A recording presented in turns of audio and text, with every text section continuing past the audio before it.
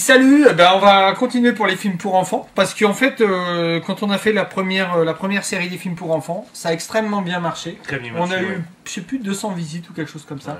Enfin, en tout cas, on a eu énormément de visites, ça a été l'une des pages les plus visitées, donc on s'est dit, on va rebelote, on va refaire une rubrique films pour enfants. Donc vous pouvez pas parler des films pour enfants sans parler d'Homer Simpson. Les Simpsons. Ah, on pourrait débattre. Qu'est-ce qu'on peut dire? C'est Simpson, hein? Moi, ce qu'il y a, c'est qu'en fait, moi, j'ai découvert au Québec la version québécoise des Simpsons.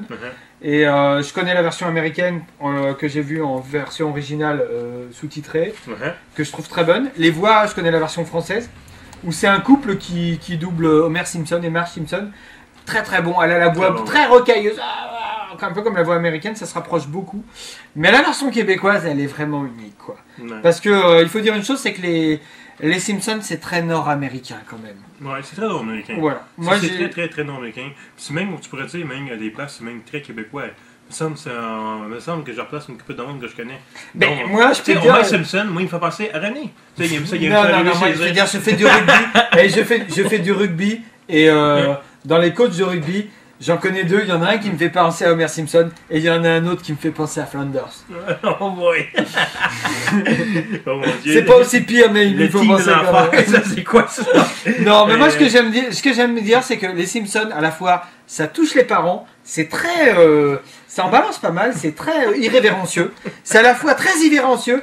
Et en même temps, c'est des histoires qui sont toujours simples et qui ont une morale qui est toujours une morale familiale. Donc c'est pour ça que c'est bien pour les enfants, parce que les enfants le comprennent, ils le comprennent à plein d'âges différents, ils comprennent des choses différentes. Puis c'est exactement ça, puis comme qu'il dit, puis il y a une chose qui est fun aussi pour en termes de divertissement, c'est vraiment un divertissement pour la famille. C'est pas un divertissement pour juste les enfants, c'est fait pour tout le monde. Okay? Mais quand on écoute ça avec tout le monde, quand on écoute les Simpsons, c'est toute la famille qui écoute les Simpsons, que ce soit le petit, le grand, le vieux. Puis il y a plein de références qui sont adultes. Moi, dans la saison 9, là, il y a un épisode d'Halloween où Flanders se transforme en zombie. À un moment, Homer Simpson se réveille, la ville est déserte. Alors il se dit, ah, la ville est déserte, je vais en profiter. Alors il va au cinéma, tout ça. Et à un moment, il se retrouve poursuivi par une bande de zombies, dont Flanders d'ailleurs. Ils sont transformés en zombies et ça c'est extrêmement drôle, quoi. Enfin, c'est extraordinaire. J'ai adoré, quoi. Il y a plein de scènes mémorables. Écoutez, il y a quoi? Il y a 15 saisons en tout, je pense. Il y en a un qui est génial, un épisode, c'est celui où Homer Simpson a un ami homosexuel et il s'en rend pas compte. Et quand il s'en rend compte, il se rend compte que son fils est très ami. Et alors il essaye de... Il a peur que son fils devienne homosexuel. C'est drôle, c'est vraiment très très drôle. En fait, il y a toujours des sujets, il y a toujours des thèmes, ça parle... Il y a beaucoup de choses assez... ça parle beaucoup de notre société, et puis des dérives de notre société, c'est assez irrévérencieux, et ça balance pas mal, quoi. Et dites-vous que c'est l'une des seules séries que... Quoi, on est rendu à quoi? 15 ans, je ne me rappelle plus. Puis ça continue à marcher. Ça continue à marcher, ça pogne au bout. Le monde aime ça. C'est toujours... Tu peux pas te tanner avec les Simpsons, je sais pas pourquoi. Moi je dirais, n'ayez pas peur de montrer les Simpsons à vos enfants. Déjà achetez-le, c'est des séries. Ça ne peut qu'entretenir leur humour, leur sens critique et les rendre plus intelligents, quoi. C'est ça. Voilà, prendre de la distance sur ce qu'ils vivent tous les jours et pas en faire des moutons, quoi. Voilà, c'est une très bonne série pour les. Voilà. On continue, moi, par un très très beau film qui est sorti il y a quelques mois, qui s'appelle Monsieur Magorium. Alors ça se passe dans un magasin de jouets. Ah oui, j'ai pas aimé. Et c'est extraordinaire. Moi j'ai trouvé ça extrêmement beau. Okay. T'as pas aimé, toi? Non, je trouvais ça, non, c'était comme gaga, là. T'as trouvé ça? Ah bah, moi, c'était pas. Tu n'as pas été sensible à la poésie de ce film? Non. Moi, écoute, The Selfman et The Department, je les adore, mais là-dedans, je trouvais juste pas rapport. Là. Moi, je trouve ça n'a pas de la marde. Mais bon, t'as pas aimé? Non, mais moi, je sais pas. Moi, j'ai eu l'impression de poigner de la marde. Non, c'est pas ça. C'est parce que, tu sais, moi, je montre pas ça à mon frère, ma soeur ou mes enfants. D'accord. Enfin, en tout cas, moi, j'ai bien aimé. Je trouve qu'il y a plein de poésie sur le magasin de jouets, sur tout ça. C'est parce que toi, t'as privé de jouer quand t'étais petit. Non, moi, je jouais toujours avec mes Tortues Ninja. Où je me prenais pour Ghostbuster. Les Trois Brigands, alors ça c'est d'après Tommy Ungerer. Une très belle animation. Très beau film d'animation. Très belle animation. Moi, c'est l'animation. Moi, l'histoire, j'ai pas pris toute attention. Nico, peut-être pourrait plus en parler. Mais l'animation était bien faite. Les enfants, ils ont bien aimé le fait d'animation. Moi, je le présentais sur le fait d'animation. Moi, je trouve que c'est drôle. Moi, je trouve que ces personnages sont drôles. C'est une œuvre qui a quand même plus de 30 ans aussi. Hein. Ouais. 30, même 40 ans, quoi. Ouais. C'est une œuvre qui a plus de 40 ans. C'est un classique. C'est un classique que les enfants ont lu dans les années 60. Ouais. Et moi, je l'ai lu quand j'étais gamin, dans les années 70 et tout. Et donc, en fait, le fait d'en faire un film d'animation, c'est aussi faire découvrir une œuvre qui date de bien longtemps. Voilà, ok. Deux classiques de Walt Disney géniaux, deux des meilleurs vieux classiques de Walt Disney. Les 100 Dalmatiens qu'on a déjà présentés dans les nouveautés. Il y en a deux et en fait ils sont déjà cassés chez Marcel. Donc si vous voulez voir les 100 Dalmatiens, allez le louer chez Vidéotron parce que il faut attendre. Peut-être qu'en disant que d'aller louer chez Vidéotron, ça incitera Marcel à en racheter. Hein. Voilà, donc en fait ils sont un Dalmatien énorme. Et enfin en tout cas les 100 Dalmatiens, toi t'as aimé 100 Dalmatiens? Oui, c'était classique. Ouais, vraiment grand film. Et ce qu'on disait l'autre jour avec Robert dans ce film, c'est qu'en fait au début du film il dit toujours que les chiens ressemblent à leur maître. Si tu connaissais le chien à René... Un bon chien. Ah, c'est un bon chien, René. Mais avec cette poupée avec ça, là, ça fait que c'est poupée qu'on fait à René. On est dans les films pour enfants. Là. Fais attention à ce que tu vas dire. René, on continue avec... Ça va me tenir. On va dire comme Nico dit, une perle rare. Voilà, une perle rare. Ouais, voilà. Alors là, moi, c'est un de mes films préférés de Walt Disney. Moi, c'est bien. Parce que je trouve que ce film, il est à la fois très drôle et ça parle de plein de sujets. En fait...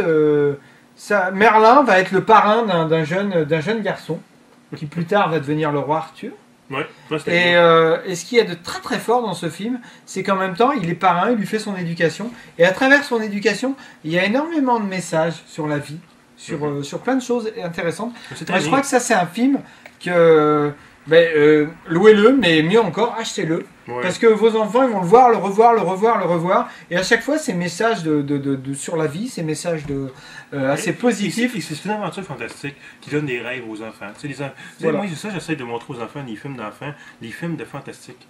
C'est comme ça, ils peuvent toujours, les enfants, là, arrêter toujours à essayer de les mettre dans la société d'aujourd'hui, ou que ce soit ou des trucs violents débiles, quoi. C'est exactement ça. Des trucs violents débiles.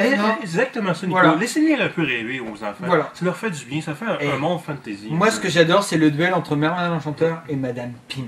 Ouais. Tu te souviens, Madame Pym, avec sa coupe de cheveux, quoi. Et elle me rappelle aussi des gens qu'on recroise à Mont-Tremblant aussi, des fois, Madame Pym. Hein, son côté un peu sorcière. Ouais, la fille du boss, Brenda. Donc en fait, pour finir, Merlin l'Enchanteur, c'est 40 ans après, là, 45 ans après, les 100 Dalmatiens, c'est la 1e sortie, je sais pas, tu vois. Oh, il y en a eu tellement voilà, enfin, en tout cas, bon, bref. Il va y avoir une autre version sur Blu-ray bientôt, anyway, alors imaginez. Voilà, donc louez-le, ou mieux encore, achetez-le pour vos enfants. En tout cas, on vous a présenté des beaux films, à part Wonder Emporium. Est-ce que tu as un film pour enfants à présenter, toi? Ouais, le meilleur film d'enfant, moi, j'ai vu, c'était quoi, moi? Ouais, le meilleur film d'enfant, hein? E.T. c'était bien. On l'a pas ici. On l'a pas ici. Mais j'ai une amie qui m'en parlait encore cette semaine. Si vous avez l'occasion de trouver E.T., à montrer à vos enfants, c'est un film. La série de Shrek était quand même une belle petite série. La série de Shrek, c'était correct. Il y avait des sujets matures. Shrek aussi. C'est ça, je disais. On aurait pu en parler, ouais. Shrek, c'est vrai, c'était un sujet mature. Shrek et E.T., de bons films pour enfants. C'est ça. Mais moi, ça reste que le meilleur film d'enfant que c'est Disney qui avait présenté. C'est une animation japonaise. C'était fait par Miyazaki. Miyazaki, ouais. Ouais, c'était Spirited Away. Spirited Away, là. C'est l'histoire que la petite fille, qu'elle rentre dans un autre monde, là. Spirited Away, c'était excellent. Moi, je l'ai pas vu. Mais tu parlais de Shrek, comparé à Simpson. En fait, dans Shrek, il y a énormément de références. Oui, beaucoup. Comme dans Simpson. Mais c'est pas aussi fin et aussi bon. Non, pas aussi fin. Puis, voilà, c'est pour ça que j'ai pas voulu le présenter. Parce que c'est pas aussi bon que les Simpsons. C'est Shrek, on a fait juste un lien, ça me fait une anecdote, dire que c'est quand même une belle série. On en a un 4e, on va même avoir l'histoire du chat. Imaginez. Ouais. Alors, tu sais, non, c'est. En tout cas, là, vous avez le long métrage. Le long métrage est très très bon. Oui, très avec bon. Son cochon, là. Homer Simpson avec son cochon pollueur. C'est vraiment très très bon. Non, c'est excellent. C'est Simpson. Voilà.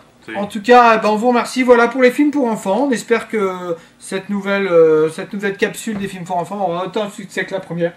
On espère, et puis qu'on va contribuer à l'éducation de vos chères chèques blondes. Alors, je répète, qu'elle va contribuer à l'éducation de vos j'arrive pas à le dire.